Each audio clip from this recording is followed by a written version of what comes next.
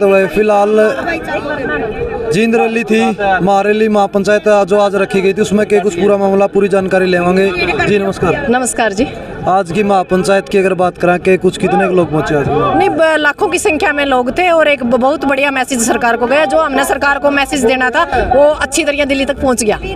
एक जो सवाल लोगों के मन में था कि भी कहीं ना कहीं संगठनों की आपस में जो टांग खिंचाई चल रही है, हाँ। उसको लेकर के आप क्या कहोगे? क्योंकि कोई टांग खिंचाई नहीं, बिल्कुल भाईचारा है, लड़ाई एक से घर आ जाए हम सिर फुड़ा लिया पर सरकार ने निवेद देंदे जमा मड़ा सा भी जब कुछ वो मार गया। आज की जो बात करा, सोनिया मान का कोई मामला उछला था बीच में, वो के कुछ मामला था? वो मामला मैं देखो सोनिया दून के साथ थी। सोनिया दून पेहवा जो हमारा संदीप मंत्री है वो वहाँ तिरंगा फहराने के लिए आया था और सोनिया दून ने उसका बहिष्कार कर दिया। मैं सोनिया दून के साथ बिजी थी। ये मामला के था के नहीं मेरे समझ में नहीं आया। जो भी होगा इस कमेटी से होगा। यदि कोई जींद की तरफ से कोई गलती होगी तो हम माफी मांगने के लिए तैयार हैं, क्योंकि इतने बड़े आयोजन में थोड़ी बहुत समस्याएं हो जाती हैं। आज की जो बात करा, संदीप सिंह मंत्री का आपने जिक्र कराया। संदीप सिंह मंत्री ने जो है आज झंडा फहराने का काम कराया है, जिसके ऊपर पहले से इतने बड़े बड़े आरोप है और उसका अगर विरोध किया जाता है तो महिलाओं को जो है पुलिस द्वारा, ना कि महिला पुलिस द्वारा, उन ऐसा व्यवहार को वहाँ पर आपने देखा? बड़ा गलत मैसेज गया है। उसकी चुन्नी भी खींची गई है। हमारी बहन जो हमारी बेटी है सोनिया दून,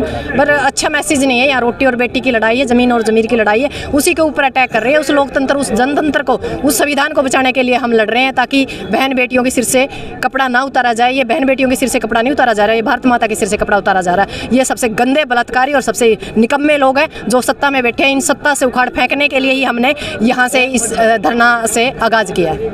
आजाद पहलवान जी भी मेरे साथ मौजूद है, जो लगातार जो है सामाजिक मुद्दों को लेकर के हमेशा बीच में रहते हैं। सर, मैं आपसे जानना चाहूँगा, आज के दिन अगर बात करा सरकार की, सभी के धरने बैठे हैं और आपने आज एक बड़ा जो है आयोजन कराया महापंचायत का, तो क्या कुछ आज की पूरी मांगे थी? भाई आज की मांग तो देखो, किसान मजदूरों की जो मांग है ये आज की नहीं, हमारी तो बहुत पुरानी मांग है। सरकार ने देने के नाम पर हमारे को कुछ नहीं दिया।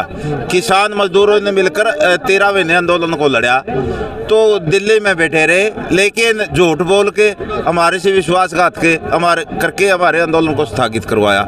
तो रही देन लेन की बात, तो हमारी तो मांगे थी कि MSP की गारंटी हमें दे, वो भी फसल खरीद की, C2+50 स्वामीनाथन आयोग की रिपोर्ट लागू करने का काम करे, किसान मजदूर के कर्जे माफ करे, कृषि को उद्योग का दर्जा दे, जो पराली बिल और बिजली बिल लेके आई थी उसको निरस्त करने का काम करे। ये हमारी मांगे थी। ये तो कुर्सी एक भी मांग पूरी नहीं करी सरकार ने। मांग हमारी ज्यों की त्यों है।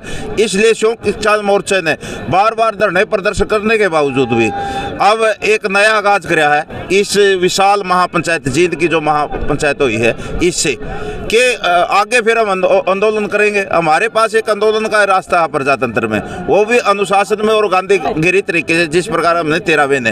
अब ये चुनाव का समय आ गया, ये वोट की चोट मार के इस सरकार को हम चलता करने का भी काम करेंगे आखिर में। जब मैं सरपंचों की बात करूं, सरपंच भी धरने पे बैठे, क्योंकि सरपंच जो नए नए बने थे वो ग्रांट आने से पहले उनको चोर बताया जा रहा है और मजबूरन आज धरने पर बैठे हैं। बिल्कुल आपकी बात सही है, लेकिन अकेले सरपंच नहीं, अब तो आम जनता भी धरनों पर बैठी है। चाहे कर्मचारियों की बात कर लो या छोटे व्यापारियों की बात कर लो, किसान तो पहले से बैठे, मजदूरों ने भी धरने शुरू कर दिए। आम जनता, पूरे देश की जनता अब रोड पर आ चुकी है। तो रही बात, ये सरपंच तो एक प्रजातंत्र में चुनी हुई सरकार है। अगर सरपंचों को धरने पर बिठाना था, इनके खिलाफ कानून लाने थे इस प्रकार के, भाई सरपंचों को धरने पर बैठने, फिर इलेक्शन क्यों करवाए थे भाई? 1.5-2 साल से तो ये तो खुदे तो करवा रहे थे।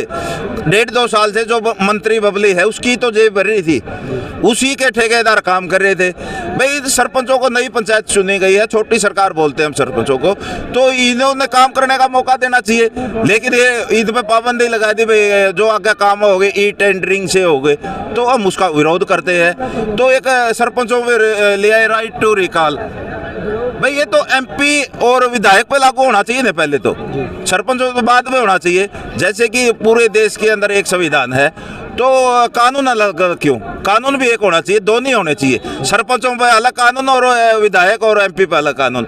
इसलिए एक देश, एक विधान, एक संविधान। दोस्तों, आपने पूरी बातें सुनी, आपको क्या लगता है इन मामलों को लेकर के? अपनी राय जरूर दें। धन्यवाद। जय हिंद, जय जवान, जय किसान।